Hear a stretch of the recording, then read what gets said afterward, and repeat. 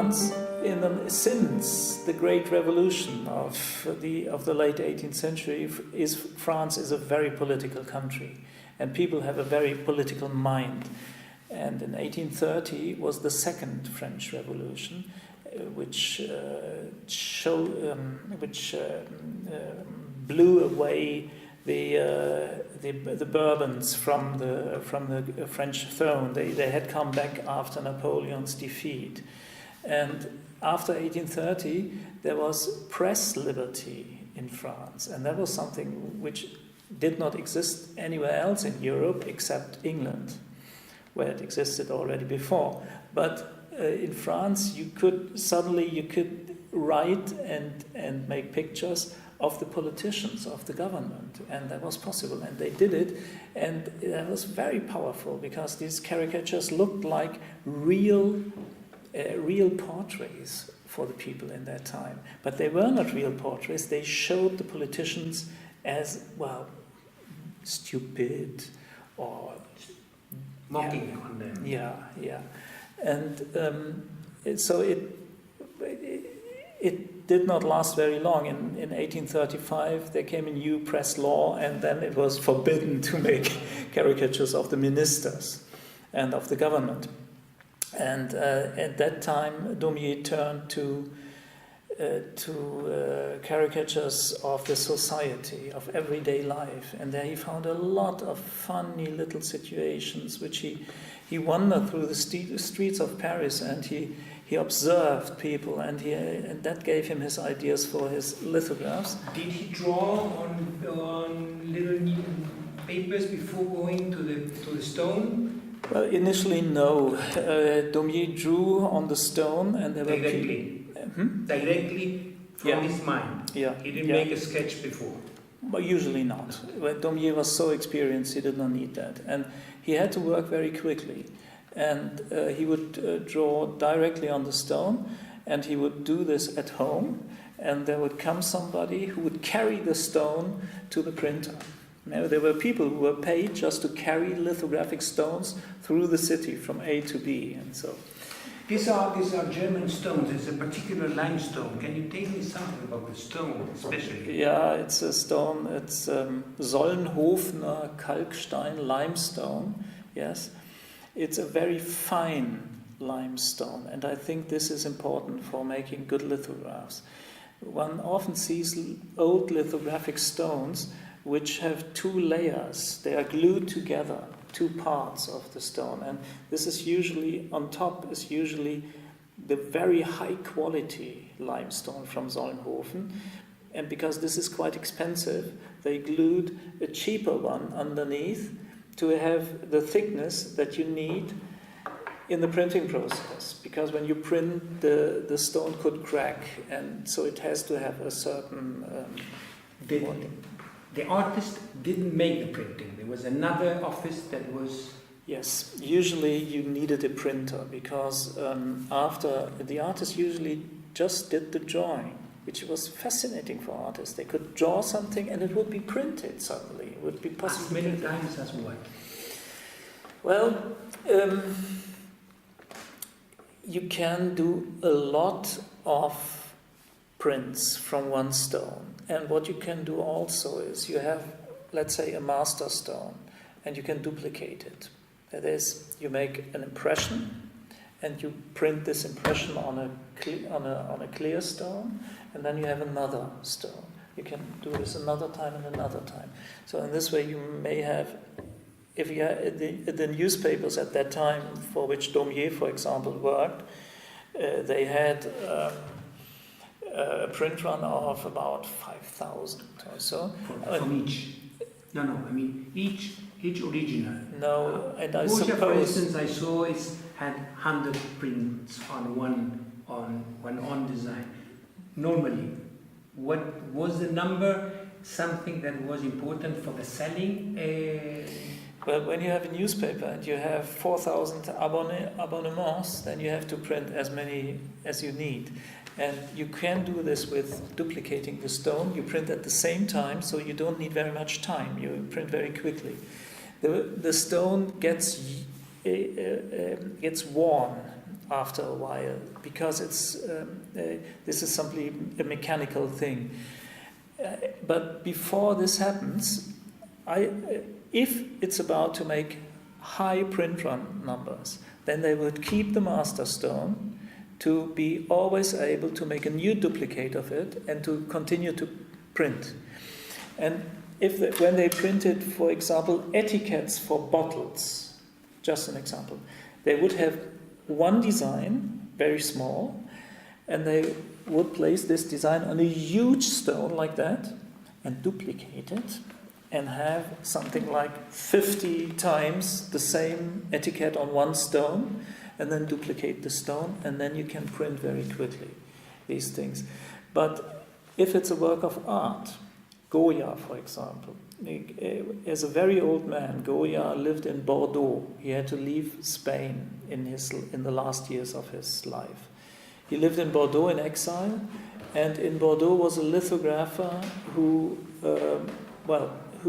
they knew each other, and Goya made a few lithographs for him. He tried this new technique. Goya was a man of the 18th century, and he tried this new technique, masterful lithographs of bullfights, of bullfighting scenes. And these stones were printed 100 times, but that was a fixed number on which obviously the lithographer and the artist agreed to do. And so then you would have 100 prints which are ready to be sold. And signed, each one? Not necessarily. No. Not necessarily. It depends. They didn't sign the copies? Not well in the stone. It was the signature prints with. So the paper is not an original, I would say, with the sign on the pencil. The way of signing prints with a name and also with a certain number, 1 of 20 or so, is something which only occurs in the 20th century.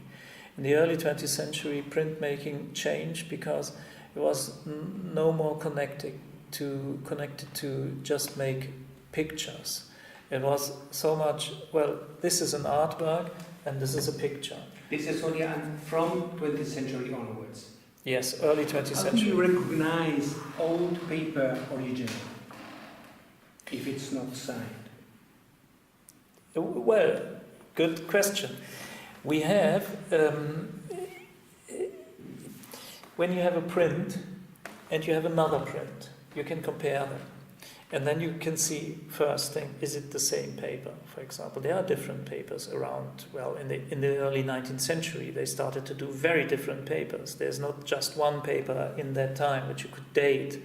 Sometimes you can date them by the watermark, but first of all, you have a print run of 100 prints. Still existing today, I don't know how many, maybe 50. Some get lost. Well, it's Goya, so let's say there are still 80. Nobody knows, but people write books and make catalogs of these prints, and there you can have a reproduction of the print, and you compare that with the original you have. And then also in the catalog, this print bears the mark of the printer on the verso or something like that. So descriptions on how, and then the measurements are very important. So what you find very often, for example, you find modern photographic reproductions of Rembrandt etchings, for example, and when you compare them with the originals, there's a huge difference, and but you have to be very careful because some of these reproductions are done very well, and they are not just printed flat, but they you can photograph an original, and then develop this photograph on copper plate, and then etch the copper plate, and then you basically have the same image on the copper plate, and then print from the copper plate, so you have an intaglio print, which looks like the original, but is not the original. But very often there are different, the sizes are not exactly the same, and there are little differences, and then there are details which did not print very well in this. And so, no, it is sometimes very easy, sometimes very complicated, sometimes really, really difficult, but it's our job. And you can find. It's your job. Yeah, it's part of my job. Yeah, it's part of my job to take care. We buy works of art, and I have to stand in for that. These are the real works and not some fakes. What is that? How many drawings and engravings has the Städel Museum? We have about 25,000 drawings and about 75,000 prints. And it's a collection which is really an art collection. Printmaking means you can also have, well, let's say, a huge collection of portrait prints. And hundreds of thousands of portrait prints have been done in the past, and not all of them are great works of art, but they are interesting maybe as portraits. And we don't have collections like that. We don't have a huge portrait print or a huge topographical print collection. So we have mostly real works of art, so classical printmaking like Dürer, who did his engravings and woodcuts himself, and Rembrandt or Goya for his aquatints. The oldest one you have is? The oldest print we have is probably something by the master E.S., which is around 1450, 1460 approximately. Printmaking starts in the 15th century, and around 1410, 1420 the first kind of woodcuts emerge. And 1430, 1440, the first engravings, copper engravings appeared. So now let's come to the end of the interview and tell me some about the future. Is art on paper dead? No, not at all. When you take the older art, then you have drawings, prints, paintings, sculptures. Drawings have had always different kinds of functions. But for instance, when an artist plans a painting, he would start to draw it and develop his ideas on a paper. Prints were done in older times to have something. Around 1500 with Dürer, there was a real print market already. So people wanted to have pictures, and there were very different kind of printmakers, but also great artists like Dürer, who would make a print like the Melancholia, for example, which he would print something like 800, 1,000 times or so, and then sell it. And he earned a lot of money with his prints, much more than with his paintings. And today, this difference between works on paper and paintings is no more existing. Take an artist like Richard Serra. Richard Serra would make a sculpture, great steel plates, leaning together in a very difficult way, and at the same time he makes drawings on huge pieces of thick paper, and he would draw with these dark paint sticks, and also he would print his inventions as well, and you can hang them all alongside in a gallery of modern art. Printmakers today work either on paper or they work on another material, but paper is still very important, and drawing is still something which is crucial for every artist. Drawing, printmaking if they want, but drawing nobody can do without drawing. How much time does a drawing on pencil on paper last? How long? Yeah. Depends how you treat it. Paper is sensitive to humidity and very sensitive to light. For example, in the 16th century, for a certain while, there were real huge woodcuts which were done with grand designs, and they were printed from a lot of plates and on different sheets of paper, which then were glued together, and so you would have a kind of wallpaper showing the Pharaoh in the Red Sea,